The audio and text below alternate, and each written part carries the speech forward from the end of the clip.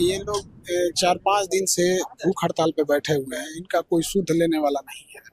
अब स्थिति बहुत गंभीर हो गई है। उनको चेस्ट एक्सरे इन्फेक्शन तक फैल गया है। कहीं ना कहीं आयोग को अपनी भी साख बचाने की जरूरत है कि कुछ न कुछ तो आयोग को भी सोचना चाहिए कि कोई बच्चा बेचारा परीक्षा देने के बाद अगर 5 दिन से भूख हड़ताल पर बैठा है तो उसको कितनी दिक्कत होगी यहाँ पर। तो हमने पीआईएल डाल दिया। जरूरत लगी तो हम सुप्रीम कोर्ट भी जाएंगे इसके लिए यहाँ पर। आखिर बच्चों के न्याय के लिए किसी न किसी को तो खड़ा होना पड़ेगा। सरकार को भी है कि सरकार को आयोग जो है और सरकार है, इन लोगों को कन्विंस करना हम लोग की जिम्मेदारी है। ये लोग 4-5 दिन से भूख हड़ताल पे बैठे हुए हैं। इनका कोई सुध लेने वाला नहीं है। अब स्थिति बहुत गंभीर हो गई है। उनको चेस्ट एक्सरे इन्फेक्शन तक फैल गया है। किडनी फंक्शनल रिपोर्ट बहुत नेगेटिव आ रहा है यहाँ पे। तो ये लोग एडमिट हैं। इन लोग को वहाँ इनका हिम्मत बढ़ाना है और कहीं ना कहीं आयोग को अपनी भी साख बचाने की जरूरत है कि कुछ न कुछ तो आयोग को भी सोचना चाहिए कि कोई बच्चा बेचारा परीक्षा देने के बाद अगर 5 दिन से भूख हड़ताल पर बैठा है तो उसको कितनी दिक्कत होगी यहाँ पर। तो इसमें आयोग को भी सुनने की जरूरत है और हमने इस पे पीआईएल डाला है हाईकोर्ट में।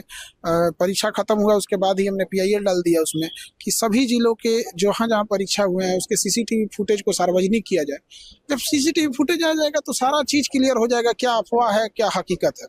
और दूसरा जिसपे शक है उसका नार्को टेस्ट किया जाए। तो हमने पीआईएल डाल दिया। जरूरत लगी तो हम सुप्रीम कोर्ट भी जाएंगे इसके लिए यहाँ पर। आखिर बच्चों के न्याय के लिए किसी न किसी को तो खड़ा होना पड़ेगा।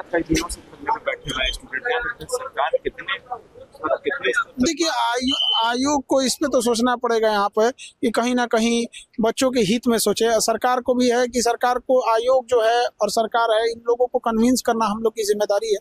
हमारी कोशिश है कि इन लोग को कन्विंस किया जा सके यहाँ पे।